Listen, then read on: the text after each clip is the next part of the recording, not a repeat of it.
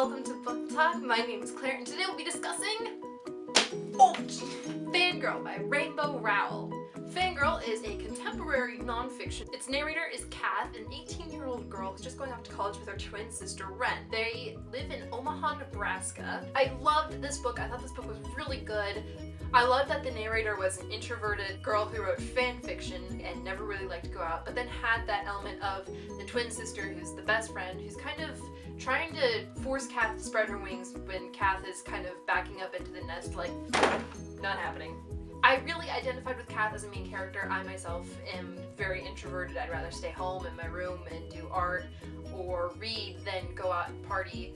I have a sister who is very extroverted and was going out every single night and always trying to get me to go out to do stuff, and I don't want to, and she reminds me of Ren a lot. The entire home situation is very close to what I have also.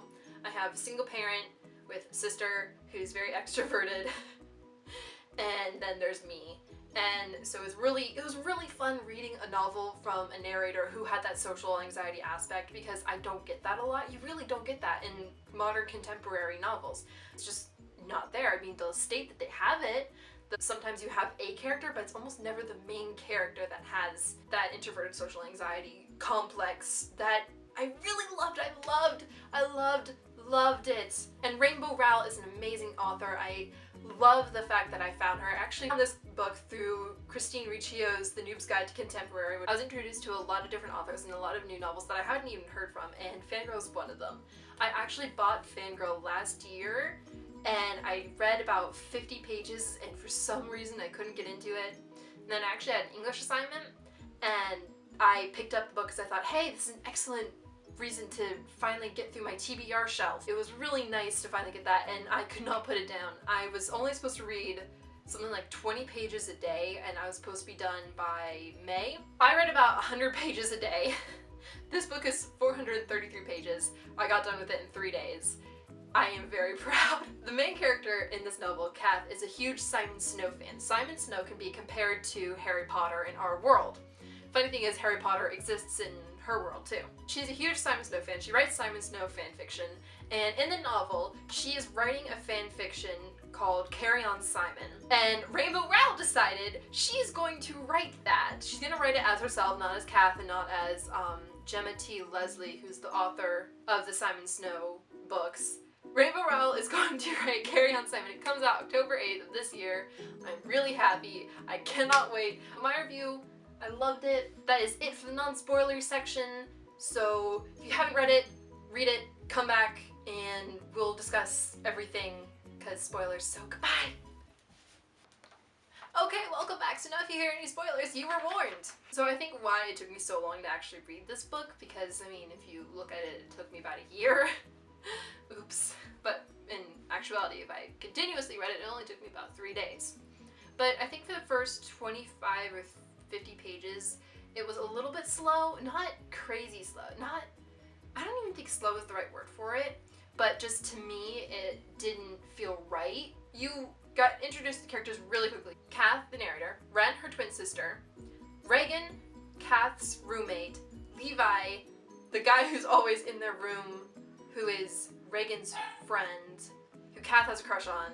Then it takes you the entire novel to learn her story, or at least the part of the story that she wants you to know. It takes throughout the entire novel to learn about her mom, her dad, her sister. In the first few pages, you also get introduced to the world of Simon Snow. Simon Snow is a huge part of Kath's life. It is basically the equivalent of Harry Potter.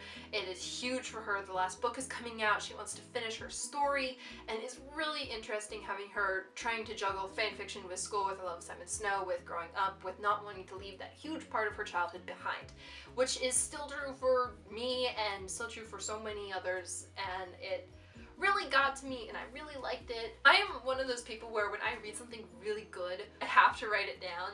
That happened quite a few times. Some of my favorite quotes from this book, they're not just stories, which I'm pretty sure every single book reader can agree with. They were just stories, but stories aren't just anything. And the way that Rowell puts the emphasis on were and just, it gives it that meaning that really I don't think it would get if it didn't have those two words emphasized.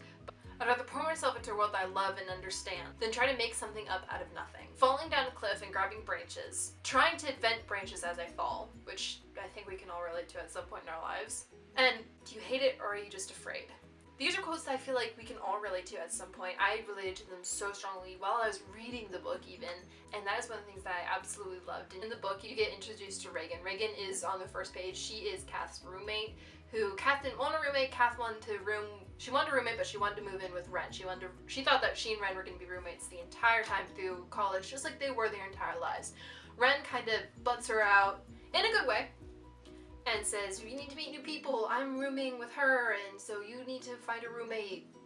And so Kath's roommate is Reagan, who is described as an edgier version of Adele, Reagan takes pity on Kath after seeing through multiple nights of Kath just kind of staying in, not doing anything, and so Reagan kind of befriends her, takes her under her wing.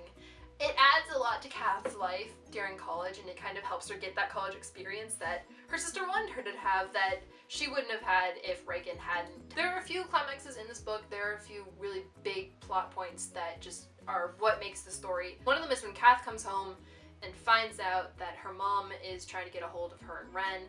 She hasn't talked to her mom in 10 years. Her mom walked out on them when they were 8. That was huge, and Kath kind of made her peace with it. She made her peace that her mom's gone, her mom's not coming back, she doesn't want her there anymore.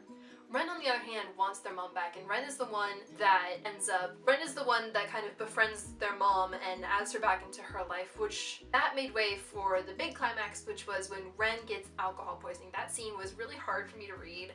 I related so closely to this book. As I was reading, I kind of identified more and more with Kath, and I found more and more qualities that Ren and my sister share. I love the relationship between Kath and Levi. They're like my OTP right now. I love them so much. I think that they're so cute. You kind of, when you're an introverted person with social anxiety, you really need that person that's very extroverted to kind of break you out. My only big problem with this book was that it wasn't long enough. That is my biggest complaint about contemporary novels, is that they're never long enough. I always feel like they just end, especially in YA fiction.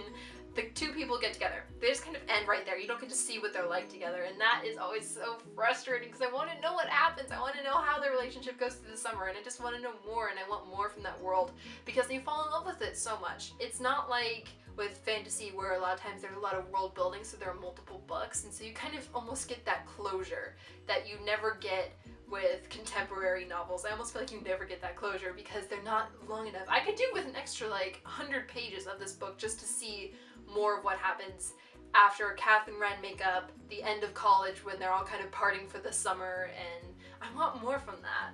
That is the end of my Fangirl book talk. I hope you guys enjoyed. Let me know down in the comments. I'm gonna link to Christine Riccio's Noob's Guide in the bottom. Also link to Rainbow Rowell's website. I will also link to the website that I'm currently creating for my English project that goes along with this book. It's kind of, it's interesting. I'll leave it at that. Okay, so I'll see you guys next time. I also have a book haul to do, which I'm really excited about because I have an entire shelf full of books, right? Yeah. I have a really, really cool video that I'm excited to show you guys. So check that out. It should be on my main channel really soon. Can't wait. Okay, bye!